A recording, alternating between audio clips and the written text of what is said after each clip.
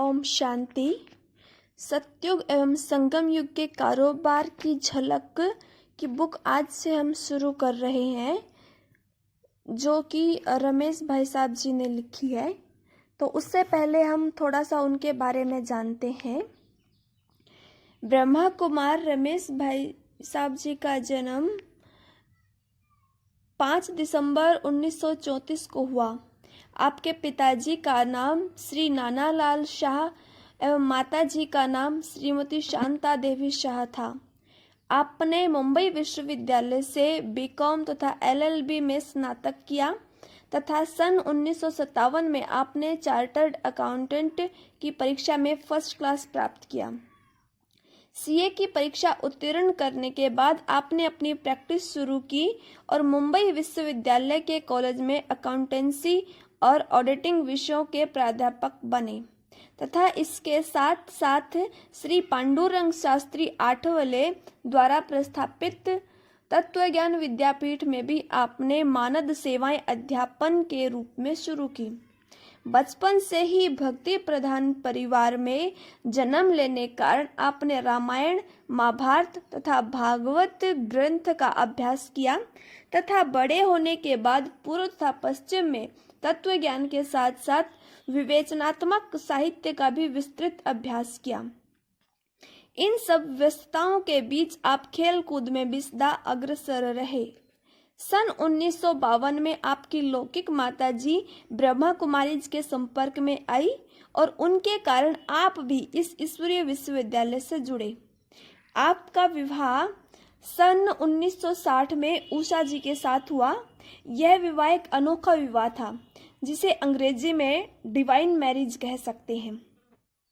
1961 में आप अपने पूरे परिवार सहित आबू पर्वत आए और यहाँ आकर आपने इस ईश्वरीय विश्वविद्यालय की गतिविधियों का अवलोकन किया। तत्पश्चात आप और आपकी धर्म पत्नी उषा जी इस ईश्वरीय विश्वविद्यालय के विशिष्ट कार्यकर्ता बन गए। आपने और उषा जी ने बच्चों के बाबा, पवित्र धन, शांति, पुरुषोत्तम संगम युग आदि किताबें लिखी। ईश्वरीय विश्वविद्यालय द्वारा प्रकाशित मासिक ज्ञानामृत पत्रिका में भी आप नियमित रूप से लेख लिखते रहे। आप ईश्वरीय सेवाओं में नवीनता और विविधता लाने के निमित्त बने और आपने सेवाओं को एक नया आयाम दिया। सन 1968 में इस ईश्वरीय विश्वविद्यालय द्वारा प्रस्थापित वर्ल्ड रिन्यूअल स्पिरिचुअल ट्रस्ट के आप मैनेजिंग ट्रस्टी बने। तत्पश्चात ब्रह्मा कुमारी एजुकेशन सोसाइटी के आप फाउंडर, सेक्रेटरी तथा Rajyoga education and research foundation के ऑर्गेनाइजिंग सेक्रेटरी एवं इसके अंतर्गत बनी हुई जूरिस्ट विंग के आप अध्यक्ष बने। इस ईश्वरीय विश्वविद्यालय के द्वारा अनुसंधान के कार्य के लिए आपने एक विंग का निर्माण किया, जिसका नाम spiritual application research centre spark रखा गया। इस विंग के आप मुख्य संचालक रहे। ब्रह्मा कुमारी उषा जी कला एवं संस्कृति प्रभाग की उपाध्यक्षा थी। उन्होंने सन 2010 में पार्थिव शरीर का त्याग किया। उनके बाद आप इस प्रभाग की जिम्मेवारी संभालते रहे। विश्व की सभी आत्माओं को प्रभु पिता का संदेश मिले, इस हेतु से आपने मनमोहिनी कॉम्प्लेक्स शांतिवन परिसर आबू रोड में गॉडलीवुड स्टूडियो का भी निर्माण किया। सन 1971 में इस ईश्वरीय विश्वविद्यालय द्वारा जो पहला डेलीगेशन ग्रुप विदेश सेवा पर गया, उसके मुख्य सूत्रधार आप और उषा जी ही थे। उसके बाद आप और उषा जी दक्षिण अमेरिका, अफ्रीका, रसिया, ऑस्ट्रेलिया तथा मध्य एशिया आदि अनेकानेक देशों में सेवा केंद्र खोलने तथा वहां पर ईश्वरीय विश्वविद्यालय को कानूनी रूप से स्थापित करने के निमित्त बने। तो ये था भाई साहब जी का परिचय। तो अब हम सुनते हैं ईश्वरीय सेवा के साधनों में परिवर्तन का इतिहास। परिवर्तन इस सृष्टि का नियम है। एक लेखक ने लिखा है कि नदी शाश्वत है, परंतु उसके अंदर के पानी की बूंदें सतत परिवर्तनशील हैं। अंग्रेजी में कहते हैं staticness is death and dynamism is life. शरीर में जब तक आत्मा है तब तक जीवन है। आत्मा के शरीर छोड़ने के बाद शरीर जड़ हो जाता है, इसे ही मृत्यु कहा जाता है। प्यारे अव्यक्त बाप दादा ने कहा है कि विज्ञान के कई आविष्कार हमारे लिए ही हैं। विज्ञान भी सत्य की खोज में है और सदा ही परिवर्तनशील है। विज्ञान के क्षेत्र में इस परिवर्तन के बारे में कभी कभी मैं सोचता हूँ कि 20वीं सदी में कितनी नई नई चीजों का आविष्कार हुआ है, जबकि प्रकृति और मनुष्य आत्माएं दोनों ही तमो प्रधान है। इसके भेंट में सत्युग त्रेता का विज्ञान कितना समृद्ध होगा, जो काल के गर्भ में समा गया। इसलिए इस पुस्तक में मैं उन सब बातों का वर्णन करूंगा जो हमारे सामने आई और प्राय लोप हो गई। मिसाल के तौर पर सन 1910 में अमेरिका में फोर्ड कंपनी की मोटर आई। उसकी भेंट में 2010 में अर्थात पिछले 100 वर्षों में कितना परिवर्तन हो गया। आजकल की मोटरों का फोटो दिखाने की जरूरत ही नहीं है। इसी प्रकार हमारी ईश्वरीय सेवा और लौकिक दुनिया में काम आने वाली कई चीजों में परिवर्तन हुआ है। जुलाई 15, 2013 में भारत सरकार ने तार यानी टेलीग्राम की सेवा बंद कर दी। सन 1984 में जब जर्मनी गए थे तो वहां हमने देखा था कि हर 4-5 मील के बाद एक मीनार बनी थी। हमें बताया गया कि पहले जमाने में हर एक मीनार में संदेश वाहक रहते थे। वे संदेश लेकर घोड़े पर बैठकर अगली मीनार तक जाते थे। इस प्रकार करीब 36 घंटों में जर्मनी से रोम तक संदेश पहुंच जाता था। ईश्वरीय सेवा में भी तार का बहुत योगदान रहा। एक जमाना था जब मधुबन में एक ही टेलीफोन था, उसका नंबर था 23 और उस समय डायरेक्ट डायलिंग सिस्टम तो था नहीं, इसलिए मैं टेलीफोन बुक करना पड़ता था। आज तो सभी भाई बहनों के हाथों में मोबाइल है। एक जमाना था मधुबन में बस स्टैंड से पांडव भवन तक सामान ले जाने के लिए बैलगाड़ी थी। उन दिनों हम लोग मधुबन जाते थे तो बस स्टैंड उतरते थे, पांडव भवन में बैलगाड़ी आती थी, उस पर सामान चढ़ा देते थे, पिछले रास्ते से पांडव भवन पहुंचते थे। बैलगाड़ी के बाद मधुबन में पहला वाहन एक वैन खरीदी गई, जिसे दादा आनंद किशोर चलाते थे। ऐसे तो कराची में भी ब्रह्मा बाबा के पास वाहन थे। उस समय ब्रजेंद्रा दादी बस चलाती थी। एक बार बस का एक्सीडेंट हो गया था, जिसमें राधा बहन को हाथ काटना पड़ा। उस समय वह एक्सीडेंट अखबारों में आया कि भारत में एक महिला बस चलाती है। आज तो बहनें हवाई जहाज, रॉकेट आदि का संचालन करती हैं। यज्ञ में शुरू के दिनों में ब्रह्मा बाबा कवि के रूप में आने वाले नव विश्व के अनुभव के गीत लिखते थे और मातेश्वरी जी उन्हें लयबद्ध करके गाते थे, जिसमें से 2 प्रसिद्ध गीत थे, ओम मंडली में जाकर हमने क्या देखा और पाना था सो पा लिया आदि। महात्मा गांधी के आश्रम का भजन चढ़ो रे मोहे आज अलौकिक रंग भी मातेश्वरी जी बड़े चाव से गाती थी। यज्ञ में उस समय पर एक रिकॉर्डिंग मशीन भी थी, उसमें आनंदी बहन आदि के प्रवचन भी रिकॉर्ड हुए थे। वह रिकॉर्ड आबू में भी आया। हम उसे मुंबई लेकर गए और रेडियोग्राम से उसे बजाते थे। मातेश्वरी जी जब हमारे घर पर 8 मास रहे तो उन्होंने उस पुराने रिकॉर्ड को खत्म करवा दिया। यज्ञ में बाद में ग्रामोफोन आया, जिसमें उस समय पुरानी हिंदी फिल्मों के गीत बजाते थे, जो आज साकार मुरली में आते हैं। ब्रह्मा बाबा मुरली से पहले चंद्रहास दादा को कहते थे कि आज यह गीत बजाना, फिर बाबा की मुरली शुरू होती थी। उस जमाने में मुरली भी हाथ से लिखी जाती थी, हिंदी और सिंधी में। फिर एक लिथो मशीन होती थी, जिसके द्वारा मुरली की प्रतियां छपकर निकलती थी, फिर सब जगह भेजी जाती थी। चूंकि हाथ से लिखी जाती थी, इसलिए कई बार अक्षर पढ़ने में नहीं आते थे। जब विदेश सेवा शुरू हुई तो यहाँ से मुरली लंदन जाती थी, वहाँ उसका अंग्रेजी में अनुवाद होता था, फिर वहाँ से सब जगह भेजी जाती थी।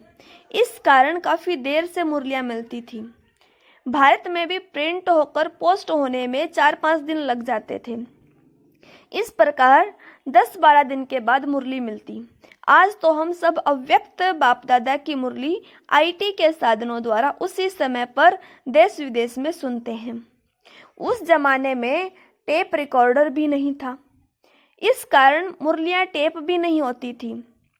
उन दिनों मुंबई वाटरलू मेंशन सेंटर पर आने वाले कुछ भाई पानी के जहाज से लंदन जाने वाले थे। मैंने उन्हें कुछ डॉलर दिए और कहा कि आप लंदन जाकर मुरली दादा की माता सत्यभामा और जयंती बहन की माता रजनी से मिलना तथा वहाँ से कोई यादगार चीज़ लेकर आना। रजनी बहन ने उन्हें स्पूल वाला छोटा सा टेप रिकॉर्डर दिया, जिसके दोनों तरफ 10-10 मिनट की रिकॉर्डिंग हो जाती थी।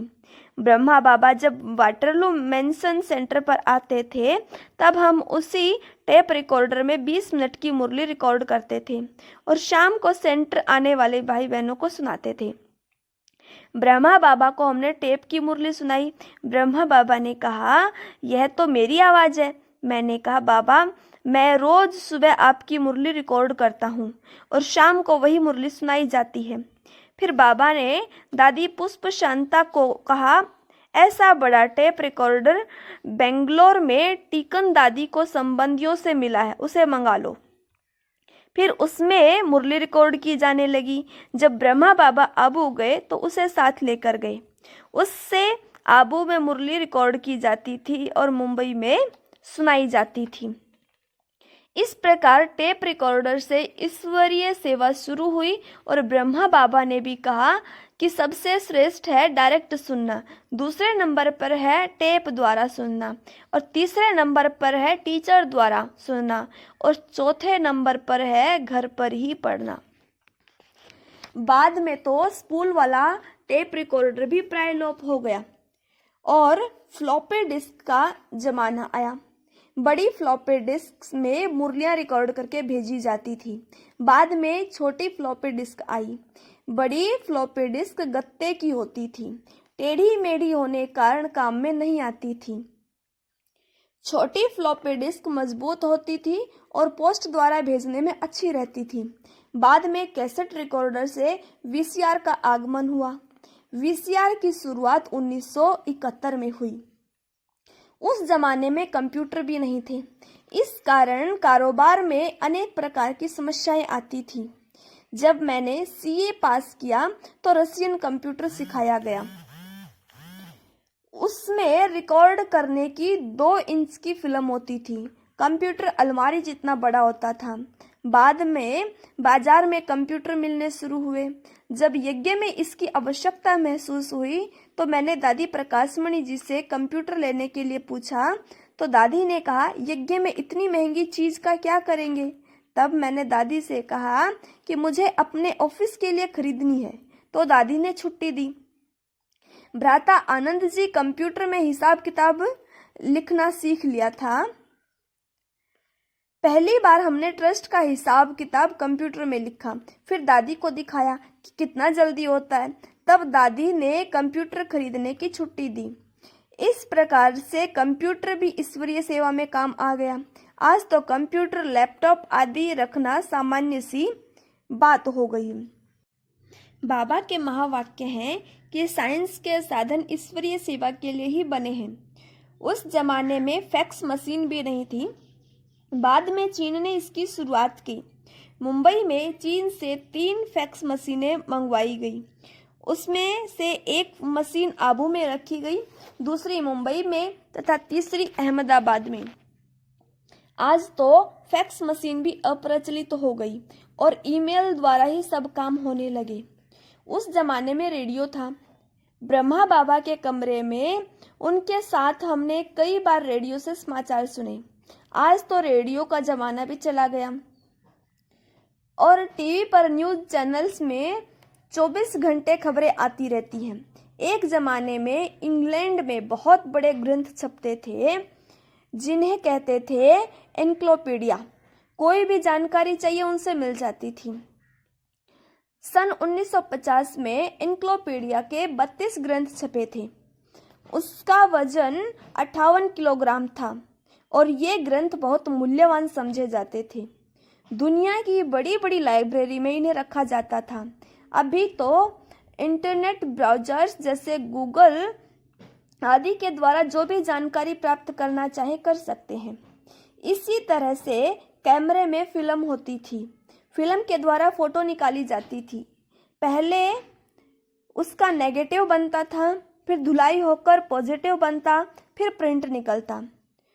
उस जमाने में कोडक, फूजी आदि कंपनियों द्वारा बनी फिल्म सारी दुनिया में मशहूर थी।